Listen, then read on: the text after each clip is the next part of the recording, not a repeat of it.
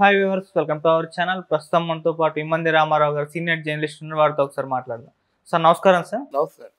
Sir Sharmila గారు ఇప్పుడు Congress party AP చీఫ్గా ఉన్నారు కదా.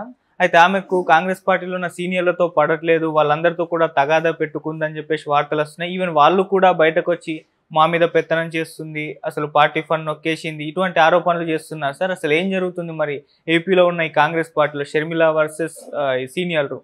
ఇక్కడ షర్మిల గురించి కొంత చెప్పుకోవాలి. ఆవిడ రావడమే తెలంగాణలో కాంగ్రెస్ పార్టీ, తెలంగాణ వైఎస్ఆర్ తెలంగాణ పార్టీ అని చెప్పేసి పెట్టింది. ఒక పార్టీని స్థాపించి పెట్టించిన తర్వాత చాలా అగ్రెసివ్గా పోయింది. అయినప్పుడు కూడా అక్కడ తెలంగాణ ప్రజలు ఏంటంటే పక్కా తెలంగాణ వాదులు. వాళ్ళు ఏం చేశారంటే, తెలంగాణ కోసం నువ్వు మాట్లాడావా, పోట్లాడావా, నీకేమి అధికారం ఉంది పో అని చెప్పారు. అక్కడ కూడా అగ్రెసివ్గా కేసీఆర్ మీద వాళ్ళ మీద తిరగబడింది. అలాగే కాంగ్రెస్ పార్టీలో ఉన్న రేవంత్ రెడ్డి మీద కూడా తిరగబడింది. తర్వాత ఇద్దరు కలిశారనుకోండి, విలీనం చేసిన తర్వాత షర్మిల రెడ్డి మొట్టమొదటి చేసిన తప్పు అది. తను పుట్టినీళ్ళు ఇక్కడ ఆంధ్రాలో, ఒకవేళ వచ్చినట్టయితే ఇక్కడ పెట్టాలి కానీ తమిళనాడులో పెట్టడం ఏంటని అందరితో విమర్శలు పాలైపోయింది. అయితే ఆంధ్ర రావడం చాలా అగ్రెసివ్గా వచ్చింది. రాహుల్ గాంధీ, సోనియా గాంధీ వీళ్ళందరూ దీవించడం, భర్త అనిల్ని కూడా దీవించడం, తర్వాత అసలు ప్రదేశ్ కాంగ్రెస్ కమిటీ అధ్యక్షుడు టోటల్ భారతదేశానికి ఆయన వీళ్ళందరూ మంచిగా చూశారు. వచ్చిన తర్వాత ఆవిడ సమస్యల గురించి పోరాటం జరిగింది మొదట్లో. తర్వాత ఏమైపోయింది, సమస్యలు పక్కన పెట్టేసి ఇంకా వ్యక్తుల గురించి ఆరాటం మొదలైంది. అది కూడా బ్యాలెన్స్గా ఉంటే బాగుండేది. నేను రాజశేఖర బిడ్డని అని చెప్పేసి అప్రస్తుతపు ప్రసంగాలు చాలా చేసింది. దానివల్ల ఏమిటా ఇది, మంచి స్పీకర్, నో డౌట్ మంచి స్పీకర్, తను చెప్పదలుచుకుంది సూటిగా చెబుతుంది. కానీ అపభ్రంశపు మాటలు మాట్లాడితే ఎవరు వింటారు? దాని తర్వాత సునీత ఇష్యూ ఎత్తుకుంది. ఒక హంతకుడిని ఒత్తాసు పలికి హంతకుడిని దాచుకున్నటువంటి వారికా మీరు ఓటేస్తారు, వారినా మీరు గెలిపిస్తారని చెప్పింది. మొట్టమొదటిసారిగా చేసిన తప్పు అది.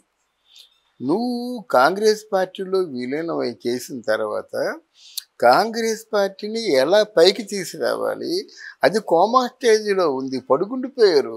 కాంగ్రెస్ నాయకులు అందరూ ఇప్పుడు 60-70 పడిన వాళ్ళే, కొత్తగా లీడర్స్ పుట్టుకు రాలేదు. ఎందుకంటే 10 సంవత్సరాలు బట్టి కాంగ్రెస్ పార్టీ ఉనికి లేదు కదా. ఎక్కడి నుంచి ఈ కేడర్ వస్తుంది? ముందు కేడర్ని నిలబెట్టుకునే ప్రయత్నం, తర్వాత కనీసం కాంగ్రెస్ పార్టీ నుంచి ఒక్కరినైనా కనీసం నువ్వేనా గెలిచే ఏర్పాటు చేసుకోవాలి ఎక్కడో ఒక్కడ. అప్పుడు కాంగ్రెస్ పార్టీలో విలీనం చేసినందుకు నీకు ఒక క్రెడిట్ ఉండేది. తర్వాత నీ మీద నిజం కావచ్చు, అబద్ధం కావచ్చు, పార్టీ ఫండ్ కొంత ఇస్తుంది కాంగ్రెస్ పార్టీ, ఆ ఫండ్ మీద సర్వాధికారాలు నీకే. అలాగే కాంగ్రెస్ వాదులు ఉంటారు కొంతమంది, ఇప్పటికీ ఉన్నారు. ఎప్పటికీ కాంగ్రెస్ పార్టీకి 30% ఓటు బ్యాంక్ ఉంది పల్లెటూళ్ళల్లో. చచ్చిపోయినా కాంగ్రెస్ పార్టీ జెండా కప్పుకొని చచ్చిపోయే వాళ్ళు చాలామంది ఉన్నారు. ఇవన్నీ ఉంటుండగా నువ్వు పులివెందుల్లో కూర్చొని ఇంకా మీ వ్యక్తిగత దూషణ వైఎస్ రాజశేఖర రెడ్డి గారి పేరుతో మాత్రం నన్ను చాలా బాధించింది. ఆయన మాట్లాడడం అంటే జగన్మోహన్ రెడ్డి, ఈవిడ మాట్లాడడం ఎంతవరకు దిగజారిపోయారంటే, నన్ను జుత్తు పట్టుకొని తిన్నగా వెళ్ళి గోడకేసి కొట్టాడని ఈవిడ చెప్తుంది. ఆడే అసలు క్యారెక్టర్ లేని అమ్మాయి అని ఇంకా బూతు మాటలు మాట్లాడకూడదు ఆయన చెప్తాడు. ఇదా అన్న చెల్లెళ్ళు మాట్లాడుకోవాల్సింది? అప్పటికి కొంచెం కోపం వచ్చినా సరే ఇంత పొరికి వాళ్ళలాగా స్లమ్ క్లియరెన్స్ ఏరియాలో ఉన్న వాళ్ళలాగా మాట్లాడుకున్నారంటే మీ కుటుంబం పరువు మీరే తీసుకున్నారు కదా. ఇద్దరి మధ్యని ఎవరికి సపోర్ట్ చేయలేక పాపం విజయం వెళ్ళిపోయింది. అంతిమంగా ఏం చేశారు మీరు? ఆయన ఓటు ఎగుద్దని చెప్పారు. ఇప్పుడు నిందపడుతున్నారు కదా. ఏమంటారు, ఈ ఆడవాళ్ళ తాలూకు ఘోష మమ్మల్ని తినేసింది, నాశనం అయిపోయి ఉంటారు అన్నమాట. ఆయన పడవలసి వచ్చింది కదా. విజయమ్మకైనా బుద్ధి ఉండాలి కదా. షర్మిలకి ఓటు వేయమన్నప్పుడు నీ వంశం అయిపోతుంది, నీ కొడుకు ఆలోచించావా? మళ్ళీ కలుసుకున్నావు అంటే వీళ్ళందరూ సిస్టమేటిక్గా జరగలేదు. వాళ్ళ బుర్రకి ఏమి తోచినట్టయితే అదే మాట్లాడారన్నమాట. అందువల్ల కాంగ్రెస్లో చాలామందికి ముందు అలాంటి వాళ్ళు లెజెండరీ పీపుల్ ఎవరు, కేవీపీ రామచంద్రరావు, వైఎస్ఆర్కి ఆత్మ లాంటి వాడు, రఘువీరారెడ్డి, తులసిరెడ్డి, ఇట్లాంటి వాళ్ళందరూ పక్కన ఉండేవారు అన్నమాట. మళ్ళీ కాంగ్రెస్కి ఏదైనా పాత వైభవానికి ప్రాణం పోస్తుందేమనుకున్నట్టయితే అది వదిలేసి మీ ఎంత ఉంటే కాంగ్రెస్లో ఉన్న వాళ్ళందరికీ చికాకు కలిగింది.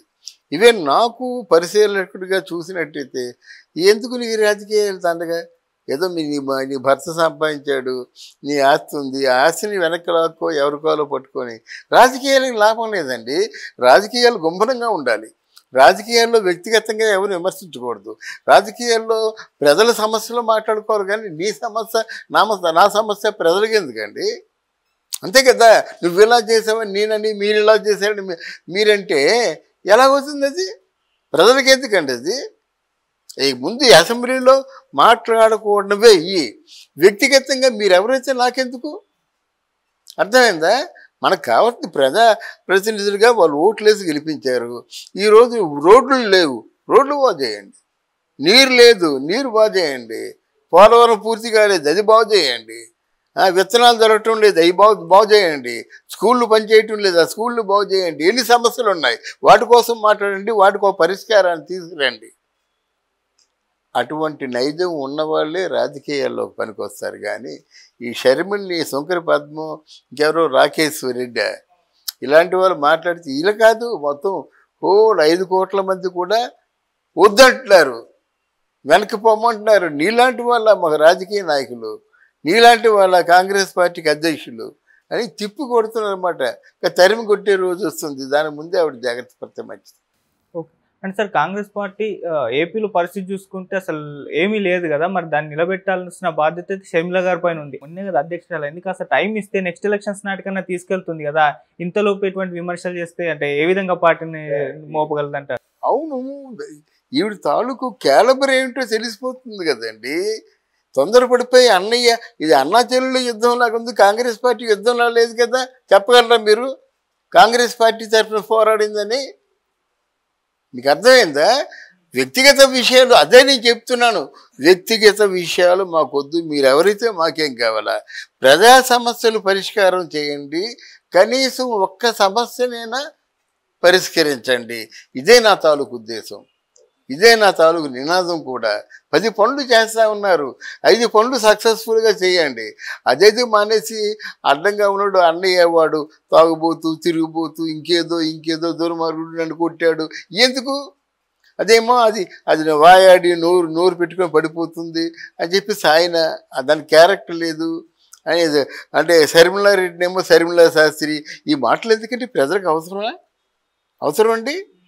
అందువలన ఈవిడు మాత్రం చెప్పాను కదా, కొన్నాళ్ళు ముందుగా చెప్తున్నాను, కొన్నాళ్ళు నువ్వు కాంగ్రెస్ పార్టీ అంటే పార్టీ ఆఫీసు మెట్లు ఎక్కొద్దని తరిమినా సందేహం లేదు. Okay sir, thank you so much. Thank you.